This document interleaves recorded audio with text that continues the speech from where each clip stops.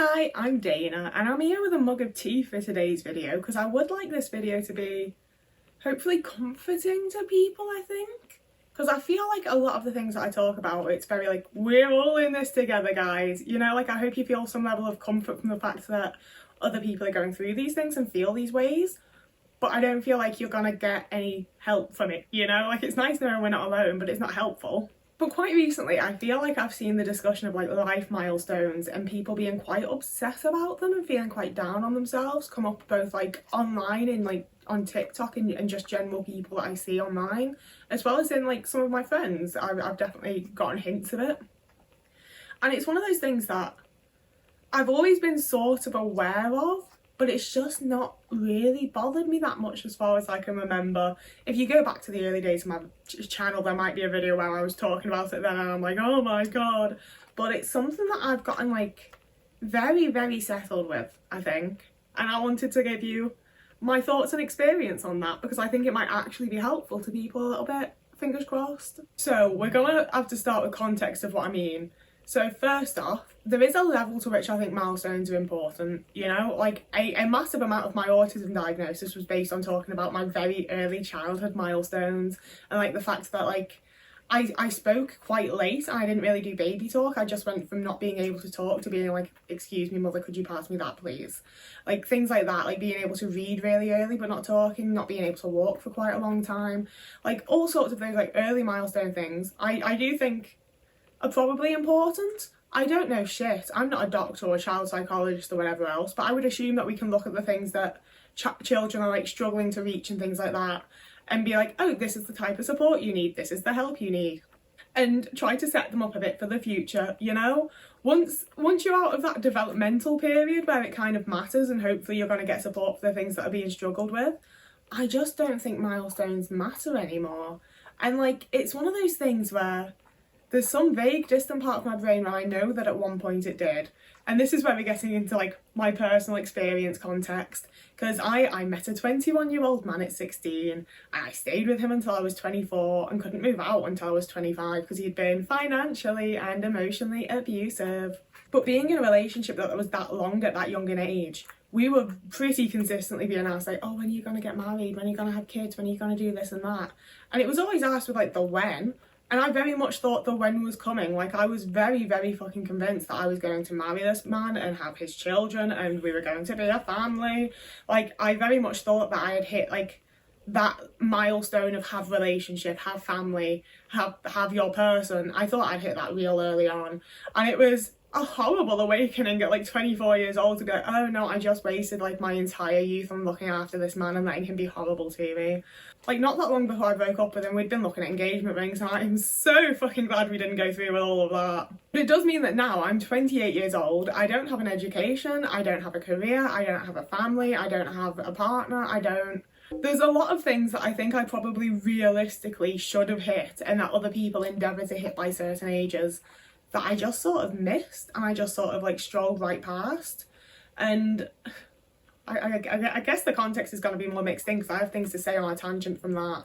Because there's definitely a level to which I dived into that relationship. It was my very first relationship I ever had.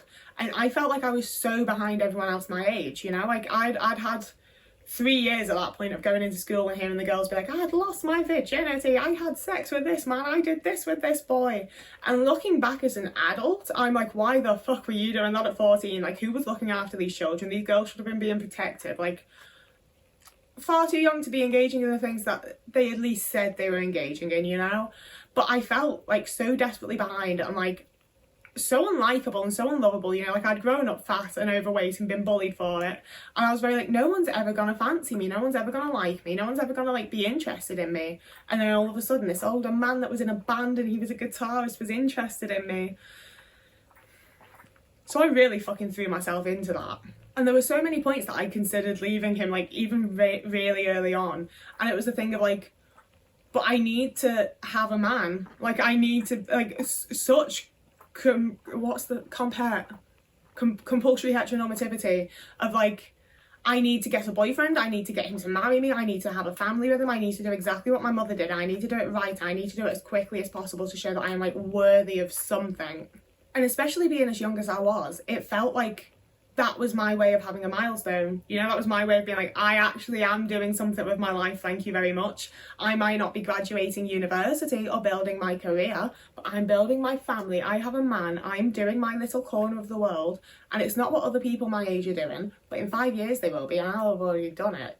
You know, like, it wasn't necessarily like a superiority thing so much as it was just like, that is my one thing that I can feel okay about, you know? So I do think there's a level of like doing it that young and just being like so fully like, this is the rest of my life, this is me sorted now.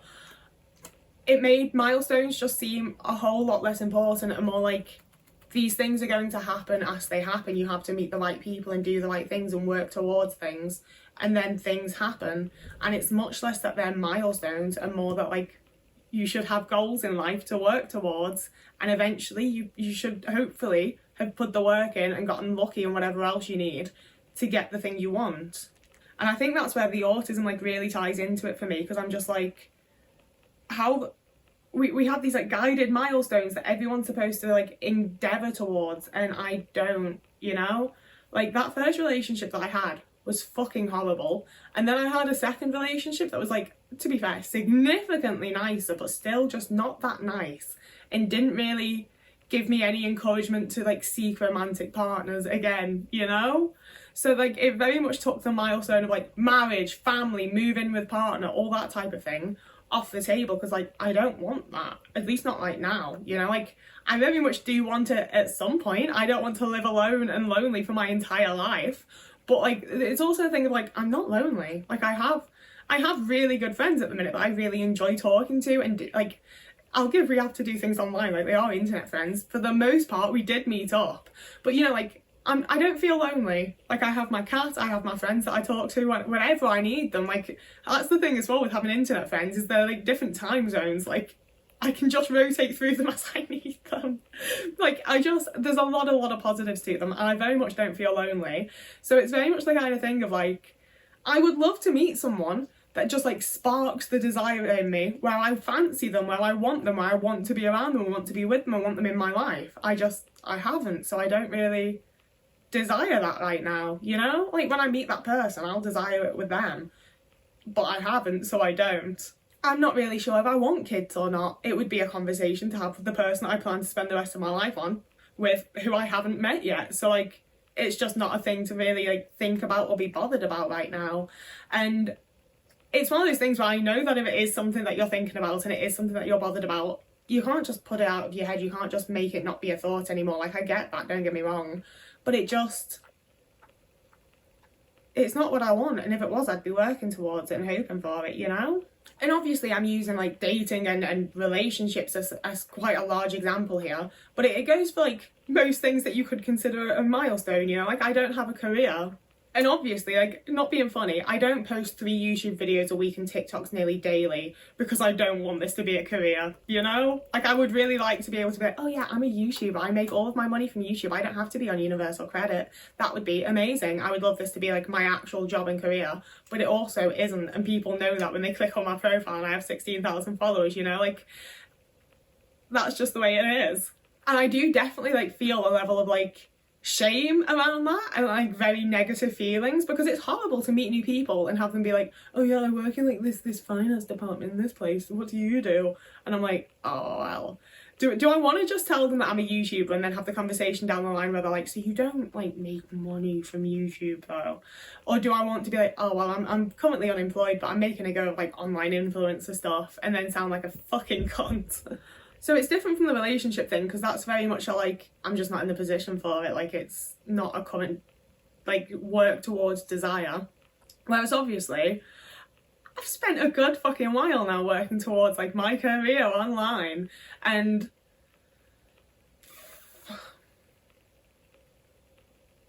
like I don't feel as completely alright about it, obviously, like given everything I've just said, as I do with relationships, but I also like, it's where I am, you know? It's the only thing that I have fucking going for me at the minute. It's the only thing I've ever had that's like seems sustainable and like something that might actually work. So I'm gonna have to just keep fucking going with it and hope for the best. And I also like, I've been around a lot of assholes that have like really judged the amount of followers that I've fucking had and like the amount of money that I earn from it, which is like £100 a month when I'm lucky, you know? Like, and they're the facts of it. Like, I can't be anyone but who I am. I can't be in any position but where I am right now. And like, obviously, work towards being in better positions. I very much am trying my best to work towards being in better positions. And once I'm there, I'll be in a better position. I'll have something else to work towards. You know, that's the way it goes. So I think I sort of see my life less as like milestones laid out for me by someone, and a lot more like there's a river and there's all these stones that are like laid across it, and you can jump from one to the next, and you're gonna get to the other side eventually. We all are, but you can hop and jump and skip wherever the fuck you fancy while you're going across it, you know? Like, I think a lot of my desire to reach milestones and do what everyone else is doing came a lot more from like outside societal pressure and a lot of like subconscious, the way that I was raised kind of stuff, because my mum was very much like, one day you're going to get married and look after your husband and children like I do for you and my man. And I was like, sure I am, of course, obviously, there's no other option in life, what else would I do? It was the kind of thing that was just never like overly at the forefront of my brain, so I don't feel like I had to do a whole lot of like switching my thought patterns or rewiring the way I think or any of that to just come to the conclusion of like the things that I enjoy and the way that I have to live as an autistic person that accommodates to myself and tries to like be happy and enjoy myself to some fucking degree, you know, like all of that put in together, like just, God, I will find my fucking words in a minute. Like, not being funny, as someone who, I don't feel like I have a hometown, because I grew up in the same place up until I was 10, and then my parents just moved us around a bunch and then landed us in Liverpool, and I've just jumped from house to house in Liverpool as I've been able to find somewhere to fucking live so that I'm not homeless. And I'm about to have my first time where I'm moving to a place where I want to live there. It's not because my parents are moving us there, it's not because my brother suggested it, it's not because it's where my dad's from, it's not because it's where my mum's from, it's because I've been there and I've gone, yeah, I like it here, I'm moving here. And I think that's almost like a metaphor, sort of, for the way that I see milestones and the things you're supposed to do with your life. Because it's very much like, okay, so like, there's people telling me you're meant to do this and you're meant to go here and you're meant to do this. But I know what I want, I know what I'm capable of to a point. Like, I still have to push myself sometimes and put myself into an uncomfortable position and be like, fuck, I can't do this, to find that out. But, you know, like, I have a level to which I'm like, yeah, I can try this, I can do this. I've been putting so much fucking work into figuring out what I enjoy and what I want and what, like, the way that I see things and all of that kind of thing. Especially after, you know, like, breaking up with my extremely long-term abusive relationship and going no contact with my family. And it's just, there's a level to which, like, maybe it sounds really selfish, I don't really know, but I only really care about me, to be honest with you. Like, you know, like, I care deeply and emotionally and I adore my friends, I love them to absolute bits, but also, like, if one of my friends was like, I'm gonna move to Timbuktu and start a cactus farm, I don't want to do that, but like, go for it, you know? Like, I literally don't care. Like, as long as you're doing something you think will make you happy, I will be here for you and cheer you on, but I also, like, don't care what you do. I just care what I do. So if someone else wants to get married at 18, have kids, go to university, do every fucking milestone, have a career, like, good for you. I'll cheer you on, that's absolutely brilliant. I don't care about doing that for myself. I don't want that, you know? And that's taken me like a long time, don't get me wrong. And it's also taken a lot of like doing things that I don't want to do, because I didn't know that I didn't want to do them until I was halfway through doing them and I was like, oh, this fucking sucks, you know?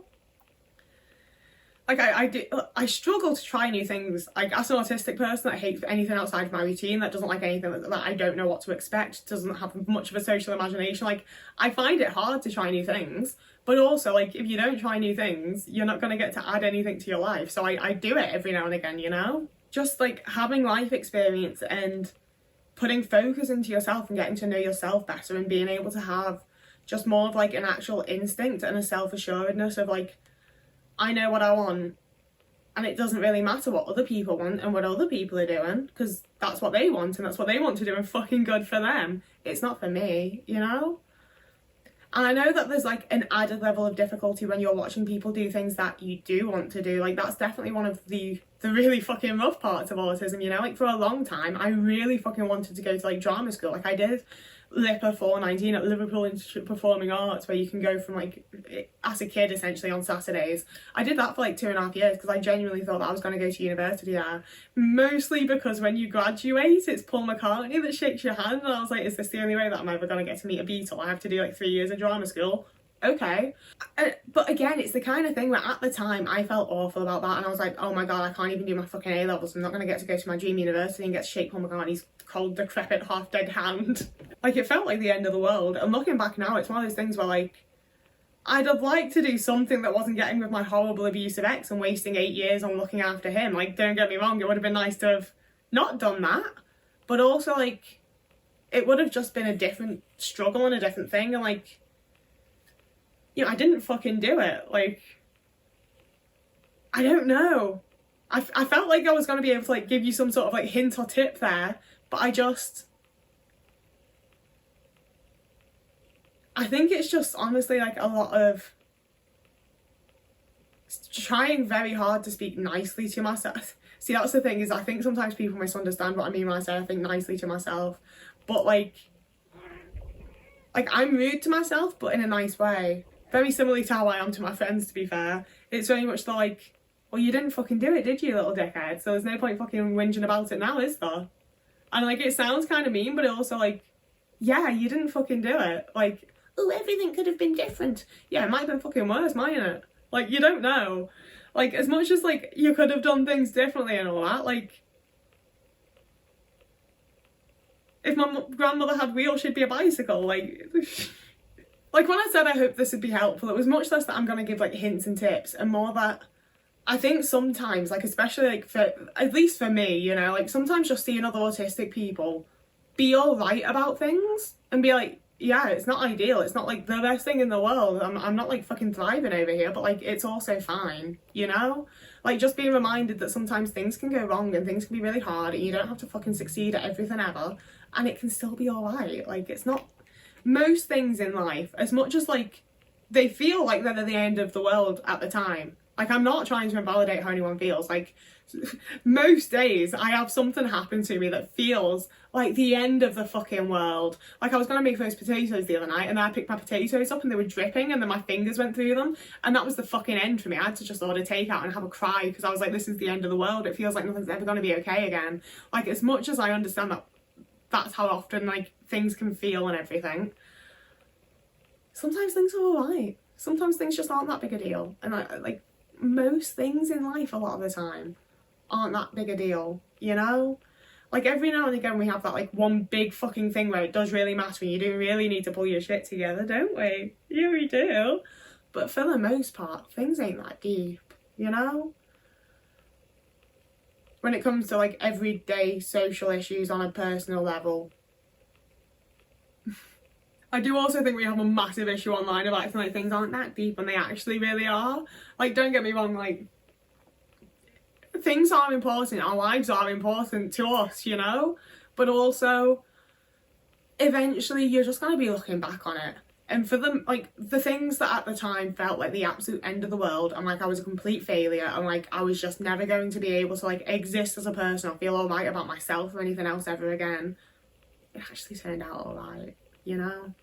Like, even with Otis, we took in his mum because she was a stray in the January of 2020, and I had to like absolutely argue with my boyfriend to take her in, and then he got really attached to her and we were like, oh, she's putting on weight, she's so cute, because she looked just like Otis but with a rounder face. And then out popped Otis and his brother, and all of a sudden I had 5 fucking cats, mate. And then like 2 years later I was like, I need to move out and leave this relationship and like be a person on my own. I don't know what to do. But everybody except for Otis found a lovely home, and Otis ended up stuck with me forever.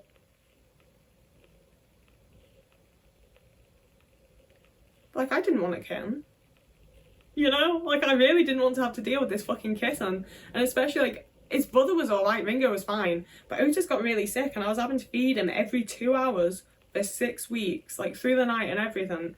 I really didn't want it. But I dealt with it because, like, I wasn't gonna let a kitten fucking die, duh. And now we have my oats. Yeah, like I'm frankly not privileged enough to think that everything always turns out okay in the end. Things often do take a lot of work, a lot of support, a lot of asking for help. But if you put all that in, I do have like quite a lot of confidence that things do turn out at least mostly okay in the end, and we can make the most of where we are, you know? Like I hate where I'm living. I absolutely despise it, and I wish I'd moved somewhere completely different like fucking 6 years ago, never mind now, you know? But also, I've got my cat, I've got my little like local neighbours that I go and talk to every now and again. I've got a local park that I can walk in. Like, things could be a hell of a lot worse, you know? I don't agree with like always looking at things and being like, well, it could be worse, so I guess I'm actually completely fine. Like, that's not what we're doing here. But I'd be a very fucking sad, lonely, depressed person if I didn't just try to make the fucking best of things, you know? And it tends to work out for me. And especially recently, especially this time around with like all the big things that I have coming up, so fucking thankful for like the support and just like general love and help that I have from people around me. And my cat, my little baby, she's got an itch on her hand.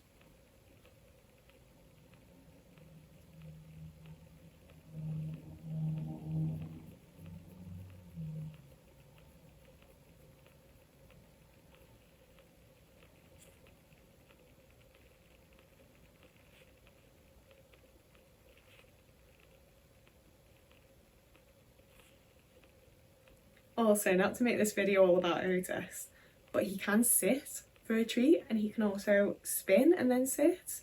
And I'm going to teach him how to jump through a hoop. He's a very, very clever cat.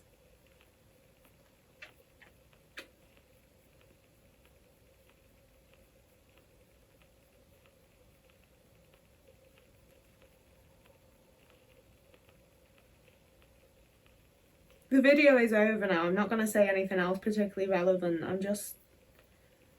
Why would you not want to see this?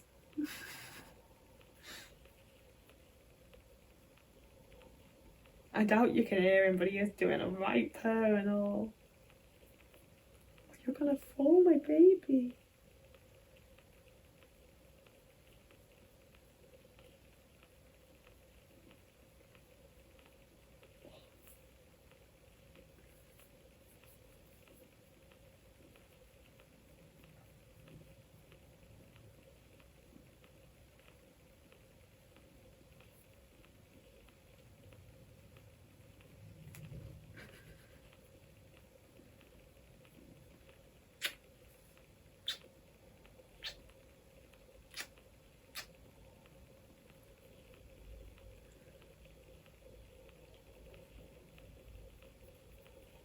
Yeah, so, I mean, I wanted this to be a nice video, so I guess this is quite a nice way to close things out, really, isn't it?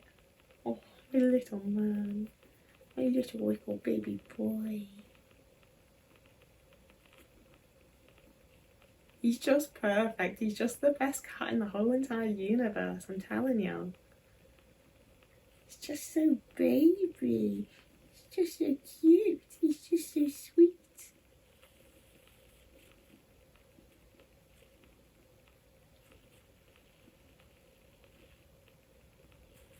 I reckon when I move and all, I do think I'm going to be in an area that's like slightly less populated by dogs. I am thinking I might get in a little lead and harness and see if he can go for some little walks in the Yorkshire Hills with me. He's looking at me like, don't fucking take me outside. You're not an outdoor cat. You're a little warm basket man. Oh, my baby.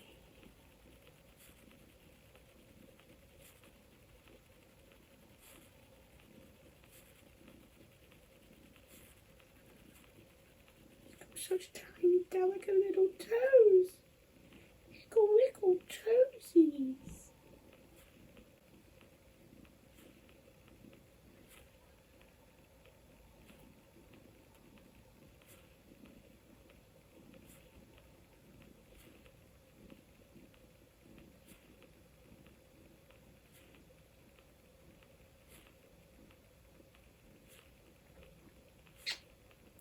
So yeah, if you want more content like this, you can find me, you can like and subscribe.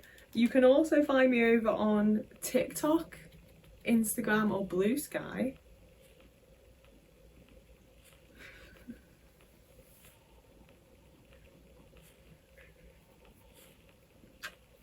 And you can also find me over on Ko-fi or Patreon if you wanted to.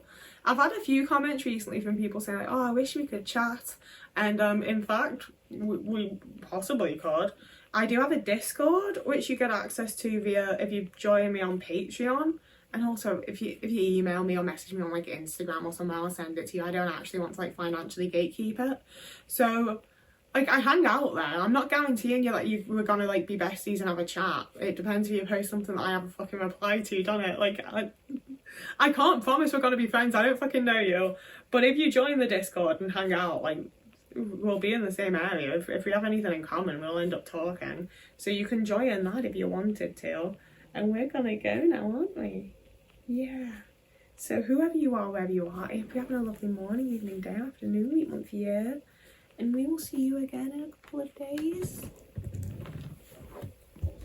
I can't believe he actually let me get up and get my phone and turn off the, like, oh, he's perfect. He's letting me just carry him around now, and he's just gazing up at me like, nah, he's gonna fuck off now, isn't he? Oh no, he's not. Oh, he's a baby.